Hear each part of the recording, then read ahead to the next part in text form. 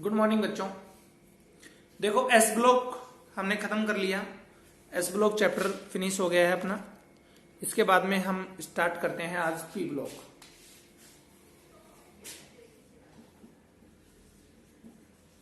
P block देखो बच्चों, ये P block chapter 12th class में भी आएगा आपके, तो आप इसको अच्छे से समझें।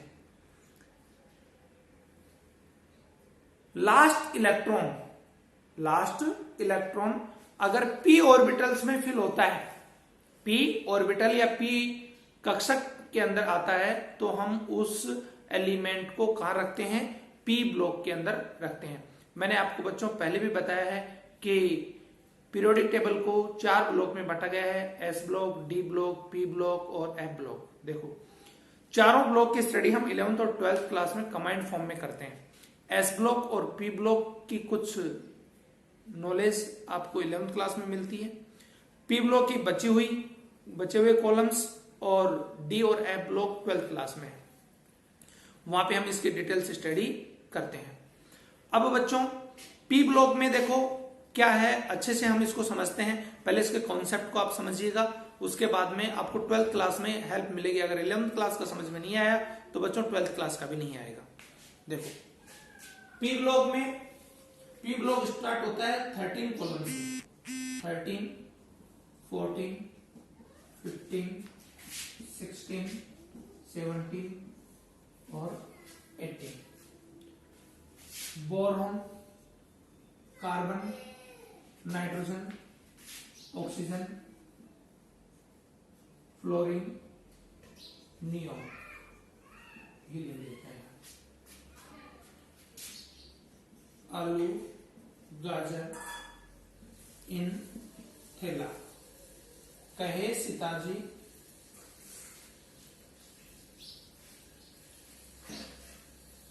Carbon, boron, carbon, nitrogen, oxygen, fluorine, neon, sodium, magnesium, aluminium, silicon.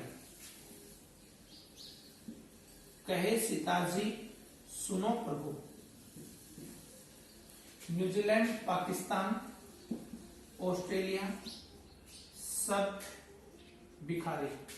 Old style से टीपो, ओल्ड स्टाइल से टीपो। फिर कल, बाहर, आई, आंटी, है ना, अगर, कर, जीरो, रन, है ना, अगर, कर, जीरो, रन। ये पूरा पी ब्लॉक है। इसमें 13 और 14 ये दोनों कॉलम जो है आपकी, इन दोनों कॉलम की एलिमेंट्री नॉलेज 11th क्लास में है, और यहां से और यहां तक की एलिमेंट्री नॉलेज 12th क्लास में है। ठीक है बच्चों। अब देखो हम लेते हैं फर्स्ट कॉलम। फर्स्ट कॉलम को बोलते हैं बच्चों बोरॉन फैमिली।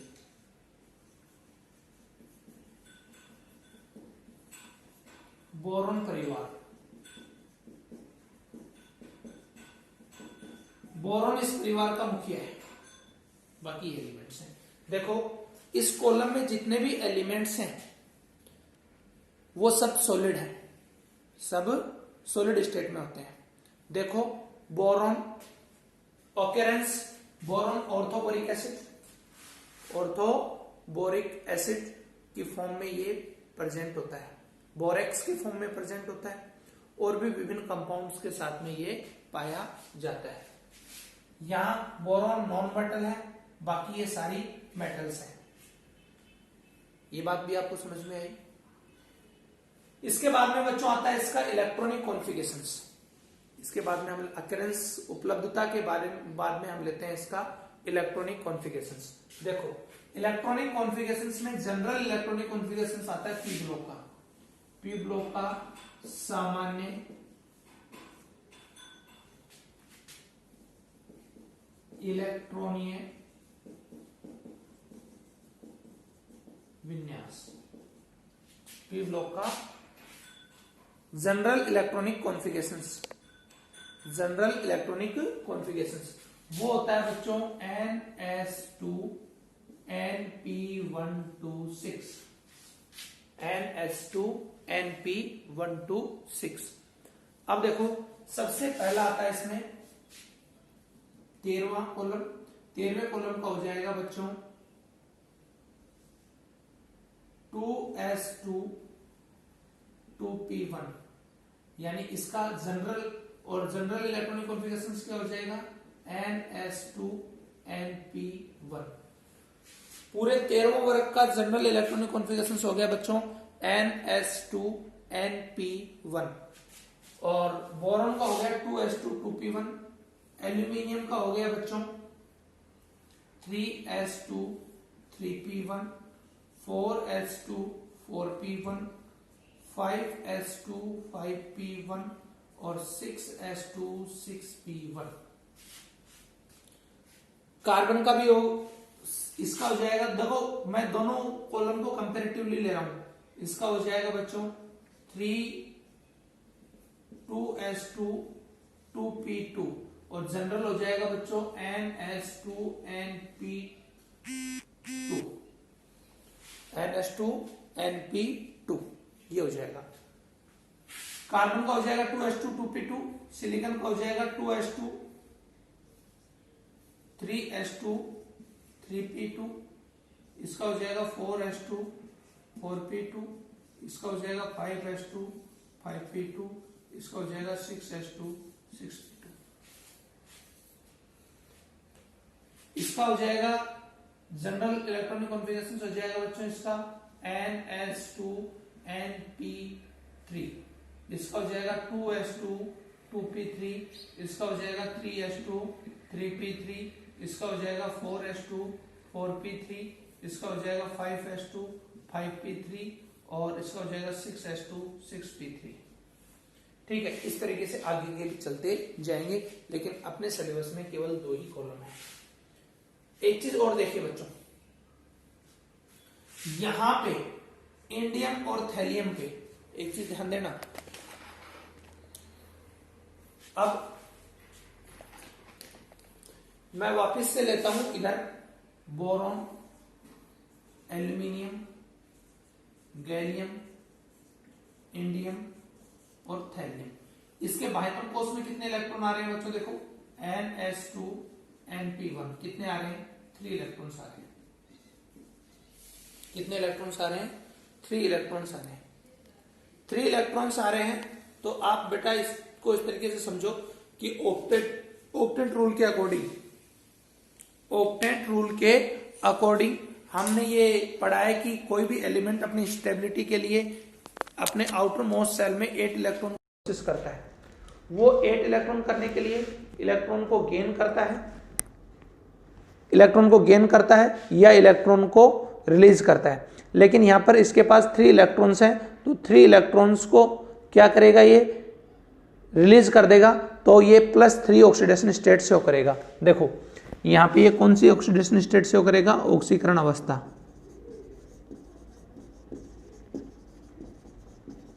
कौन सी है इसकी? +3। ठीक है, और एक और भी ऑक्सीकरण अवस्था, ये देखो ये S के पूर्ण पूरित हैं, तो P का 1 इलेक्ट्रॉन रिलीज करके ये +1 ऑक्सीडेशन स्टेट भी शो करता है। समझ गए? अब यहां पे अप एंड डाउन जाते हैं तो इसकी स्टेबिलिटी डिक्रीज होती है और इसकी स्टेबिलिटी इंक्रीज होती है। ऐसा क्यों होता है? ऐसा होता है इनर्ट पेयर इफेक्ट के कारण। किसके कारण ऐसा होता है? इनर्ट पेयर इफेक्ट के कारण ऐसा होता है। अब देखो बच्चों, इनर्ट पेयर इफेक्ट क्या है? जो नीचे के बाहरी एलिमेंट्स हैं इनमें देखो NS2 और NP1 ये है, तो इनके बीच में फुली फिल्डेड